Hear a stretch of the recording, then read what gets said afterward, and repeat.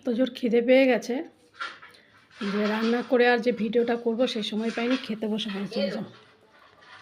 তো সকাল থেকে খাওয়া হয়নি, বলেছিলাম হাতের জন্য। দেখো হাতটা কী ফুলে গেছে, হাতের জন্য কোনো কাজ করতে পারছি না, এত লেট। তো কী রান্না করেছি দেখো, এটা হচ্ছে বিট, গাজর, বিনস, মানে সব কিছু সবজি দিয়ে একটা তরকারি করেছি নিরামিষ। আর করেছি এই যে ট্যাংরা মাছ দিয়ে মানকচুর তরকারি।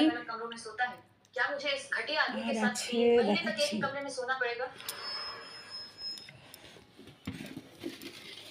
এটা একটু সরাও তো, ঢাকনাটা সরাও।